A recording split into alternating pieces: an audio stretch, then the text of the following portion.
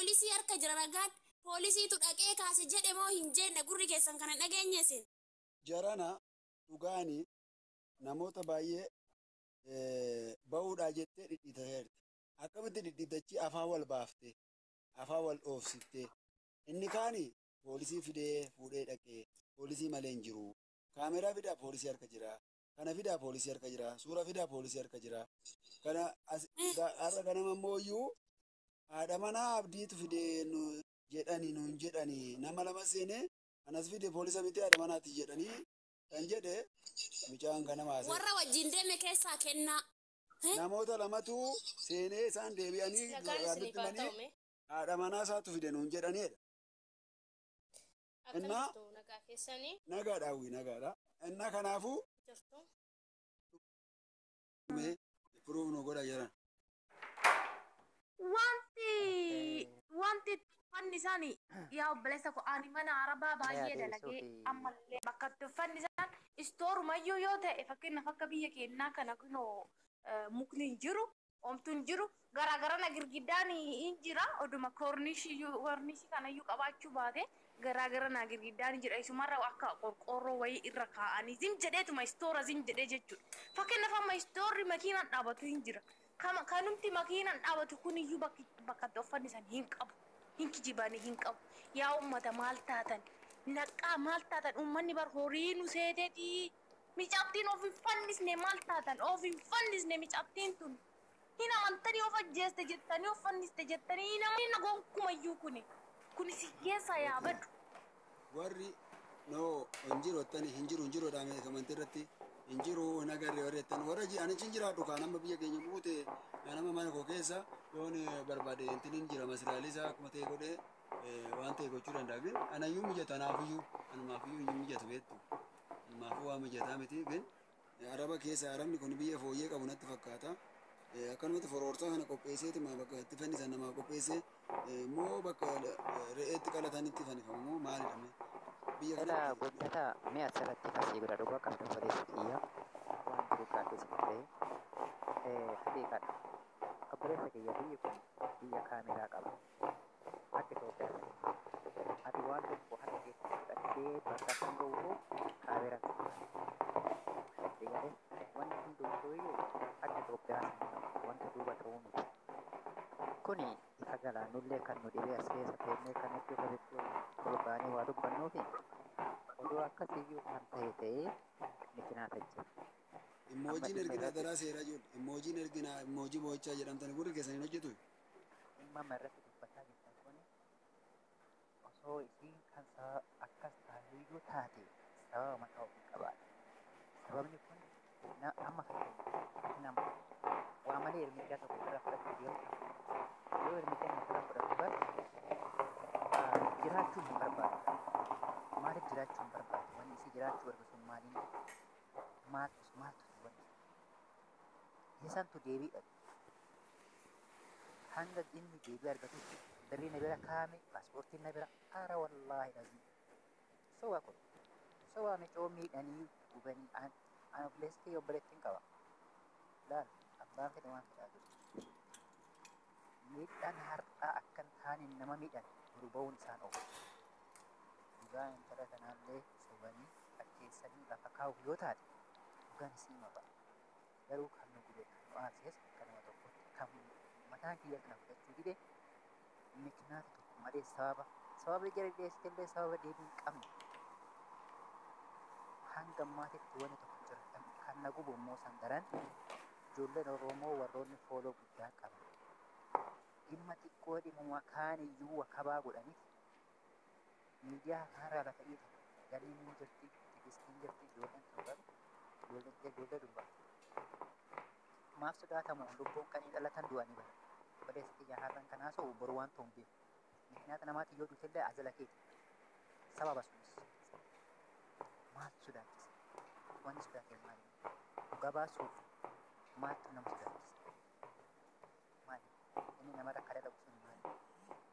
Kana kan deebii dhagees kan soba wanna sobaa ofii of maali akkas taate waan hundaa malee dubbiin wanna namni tokko ofirratti ejjennoo tokko fudhachuuf miknaatam qaba, sababa qaba. Sababa santu deebiidha. Kanaaf hin dhiisinaa dubbadhaa irraa ani amma siifan isinirraa wanni gaafii qaba jiru maal inni beektanii? Ijoollee fooloo gugurdaa qaban kanarratti maa iyyitee dubbistee miidiyaa guddaarratti warroota fooloo qaban jajjaba qaban irratti maan finneedha bakka. Gaafiin xiyya tokko kana kana. Qoy dhaggeeffadhu nagaan hunduma keessaniif waa baay'atu. Fooloo gurguddaa warra jettu dheengadda bajammaraa dubbiin kan jammarame mana Mubaarakitti Abiibi. Mana Mubaarakitti jammarame dubbiin. Warri fooloo gurguddaa dhagaanii hundumtuu dhaga'ee gurraa qaba. Hundumti namaatu maal yaada beektaa? Achi garmaamu deebiiti nama arrabsanii fooloo funaanuu malee namni dhugaa namaa barbaadu hin jiru. Ani kana safuudha dhugaa waaqa. Kuni Oromoodhuma keessayyuu hin jiru. Kan biraa immoo kan ani jechuu barbaade warri of ajjeestee maaloo taate miicayyoon gonkumaaf hin ajjeesne afaan meeqa dubbata warri ganamaas turtanii maal jedhee ture kennaan. Naadha mana abdiitu kaase jedhaniiti namni warra achi keessa seenanii ba'anii nutti manii jedhe nan arge nan dhageen jedhe akkas jedhanii dhufanii nutti manii haadha mana abdiitu reeffa kaasee geesse jedhan deebiiti immoo aduuba jammaraa duraa maalluun jedhan poolisiitu reeffa ishii kaasee kaameraan kan waraabame kan silkiin kan footoo ishii kaasan reeffa ishii poolisoota harka jiraa jedheen dubbanne. Jedhanii dubbanne jedhuusaa afaan. Ani waan nageenyuuf siima bakka kanatti waan afaanitti qaban nama achi keessa turte micayyoo achi keessa turte rakkataa turte waliin haasa'ee dhufe dhugaa isinii himaa jechuudha. Inni jechuudha ijoollee Joordaan irraa Beerut irraa fide kan rifeensarra irraa haadanii amantii qabsiisanii shaada qabsiisanii bilbila irraa guranii hanga ammaa waggaa 4 waggaa 5 osoo maatii hin dawwalin.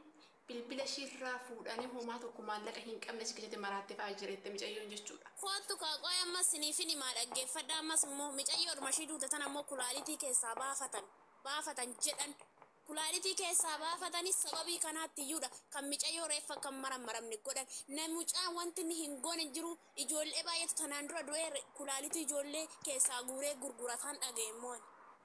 Oduu dhugaa teessuma ta'e waan nan beeku qaba. Micayyoon kun amma jechuudha. Habiibti qoy asirratti yeroo tokko jechuudha yeroo tokko dhagee. Namni tokko jechuudha inkwaan du'ee kaniitiin abdii mana yaalaa geessitu dhiisi. Fakkaan namni bishaatii keessa jiru namni maara. Isinii maatii.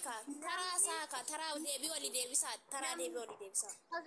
Namni maaraatii kana keessa mana dhaggeetti waan yoo habeektan ta'e seera imaaraati namni tokko dhukkubsateetiyyuu yeroo dura mana yaalaa osoo ol seentee hin yaalamin dura maqaan kee ID qabattu malee hin beektani warri imaaraatii kana jirtan ID yoo qabatte malee mana yaalaa seeraa tokko deemtee yaalamuu kan dandeenye reeffa namaa kan namni geesse achitti gadi dhiisisu.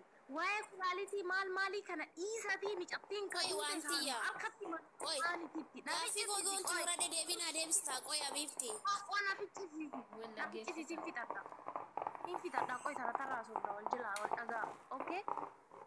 Inkwaan namni tokko immoo du'ee eenyumtuu gatuu hin danda'u. Eenyu kakaasu poolisiidha. Poolisii harka jirti marrajaan waa hundaatu yaa of ajjeeste waan barbaadde odoo of gootee namni ajjeese dhiisettu poolisii harka kan jiru namni hin du'a yookiin tasiisaa miti kasin jettee achi gattu yookiin immoo waa raamoo wayitii miti namni yoo du'e eessumatti iyyuu kakaasu poolisiidha.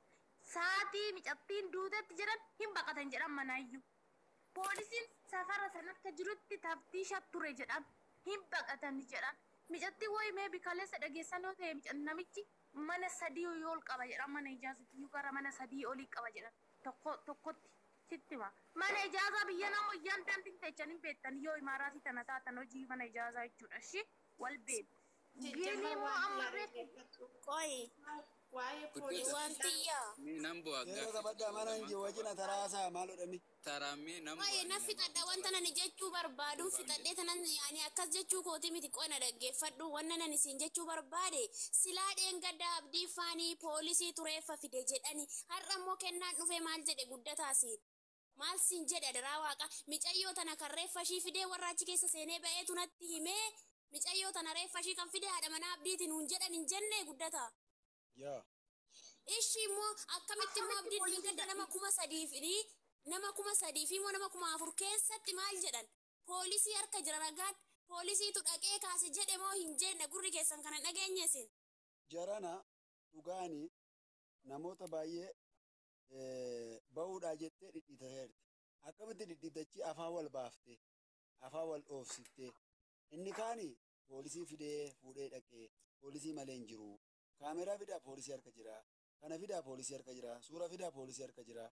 Kana har'a ganama mooyyuu haadha manaa abdiitu fidee nuun jedhanii nama lama seenee anas fide poolisa miti haadha manaati jedhanii kan jedhe mucaan kana maasee. Warra wajjin deeme keessaa kennaa. Namoota lamatu seenee isaan deebi'anii gaaddittanii haadha manaa isaatu fide nuun jedhaniidha. Innaa nagaa daawwii nagaadha. Innaa kanaafuu dhugaa dhidhiitattee baa'uuf jirti. Akkatti jabaaftee. Guddata asirratti waa si gaasiin jedha. Ila mana madaamii jechuudha mana madaamii anamma fakkeenyaaf iddoon ani jiru kun jechuudha